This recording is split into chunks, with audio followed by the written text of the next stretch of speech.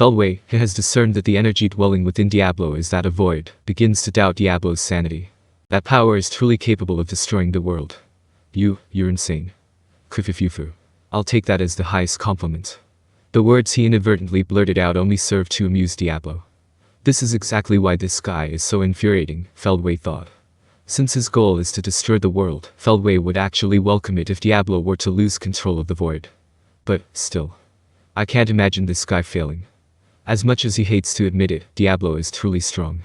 They have a long history, and even after Feldway became the Demon Lord, Diablo has thwarted countless of his plans. Among other things, Feldway has many bitter memories involving Diablo. That's precisely why he acknowledges Diablo as his true enemy, but what's terrifying is that even with Feldway's full strength now, he can't overpower him. By all rights, Diablo should be far inferior. Yet, the current situation is a stalemate. Only now does Feldway painfully realize that he had underestimated Diablo too much. He should have dealt with Diablo before he ever met the Demon Lord Rimuru. Feldway deeply regrets this from the bottom of his heart. However, he still has one last card to play. Well, I suppose I'll have to hurry things along on my end. Feldway finally resolves to launch an all-out war, marking the culmination of his grand plan. Zelario, who had stepped back to observe the battle, was utterly stunned. Just like Feldway had realized, Zelario also understood what Diablo was doing. No, perhaps it would be more accurate to say he had come to understand it. What the hell are you thinking, Diablo? He screamed inwardly.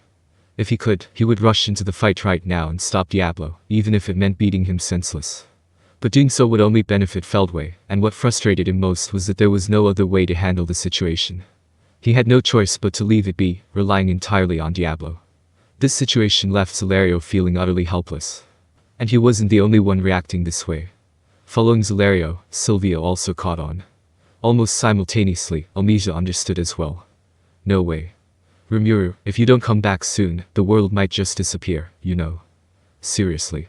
For Elmesia, it was common sense, and her only solace, that Rimuru was the only one who could stop Diablo. Sylvia, her mother, had also heard about this from Elmesia, and largely agreed with the sentiment. The idea of taming a primordial, a being that was a source of terror for humanity, was something only the Demon Lord Rimuru could pull off. It was beyond common sense. And now, Rimuru was gone. The kind of chaos among Rimuru's subordinates that Elmesia had feared hadn't happened, but that was only because the situation had escalated far beyond that. Right now, Diablo, perhaps overestimating his own power, was doing something that made everyone question his sanity. Elmesia hadn't expected Diablo to follow common sense, but this. He was harnessing the energy of void, a force capable of destroying the world, within his own body. Under normal circumstances, this would have been an act they would have stopped at all costs. He's doing something insane like it's nothing, huh? L-chan, you should really tell Demon Lord Rimuru about this. I'd love to, but, well, the problem is that Rimuru isn't here. Sylvia also knew that Rimuru had been erased by Feldway. But she couldn't shake the feeling that Rimuru might just pop back up out of nowhere. Elmesia seemed to share the same belief, trusting that Rimuru would be fine. So, the two of them resolved in their hearts that they would absolutely report Diablo's foolish actions to Rimuru when he returned. Huh? What's going on? Is that guy doing something that dangerous? Laplace chimed in, trying to join the conversation. To Laplace, Sylvia and Elmesia were his wife and daughter, whom he had been separated from long ago. He had only recently remembered this, so his memories were still vivid. Well, seeing his daughter, who shouldn't have even been born, grow up to look just like her mother did leave him feeling a bit conflicted. She grew up into such a beauty, and I'm so happy about that. That was Laplace's true feeling. Still, the time they had been apart was long. From Laplace's perspective, he had just remembered, but for the mother and daughter, it was a memory from the distant past. Even Sylvia's interrogation was only overlooked because of the current circumstances. It would be wise to start with some light conversation and gradually close the distance. So thought Laplace, a man who knew how to read the room. However, his choice of topic was unfortunate. If you haven't realized how dangerous that is, it's better you don't know, Sylvia coldly replied. Elmesia's reaction was even more biting. Yeah. I mean, I heard from Mom that my father was really cool and I admired him, but... She glanced at Laplace with a scrutinizing look, then let out a deep sigh of disappointment. Hearing this, Laplace panicked. Well, wait a minute. Your dad's super cool, right? A weird masked clown is beyond the point of being cool or not, Elmesia replied flatly. It was a very valid point. After all, Elmesia was a fan of the masked hero. Sylvia had also told her about the wandering hero, so she knew that was her father, but it was hard to equate that with the clown standing before her. So Elmesia hit him with the core question. More importantly, even if you suddenly claim to be my father, it's confusing. Are you even the real deal? Judging from her mother's reaction, she thought he probably was. But Elmesia wasn't ready to accept it so easily. He had gone missing before she was born, so this was their first meeting. She wasn't a child anymore, and the whole situation felt overwhelmingly belated. I'm the real deal. No doubt about it. So, El-Cha. Don't call me El-Chan. Here, Elmesia showed her serious face. As the Heavenly Emperor, dignity and authority might not matter much, but the complicated feelings of a daughter who can't be straightforward are hard to navigate. It seemed it would still take time for Laplace to truly connect with her. Laplace, a man who could read the atmosphere, gulped and nodded. I understood, daughter. Is it not okay? Sigh. Just call me Elmesia normally. The moment she sighed in exasperation, Elmesia had already lost. This was the first step. The first step toward bridging the gap between father and daughter.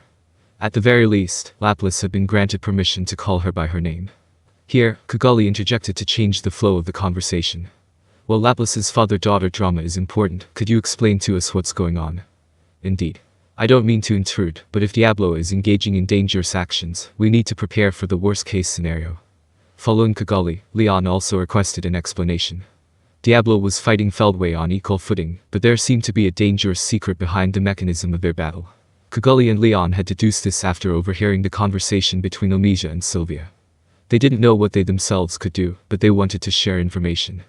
Incidentally, Yuki had been called by Chloe to join the battle to subdue Milim.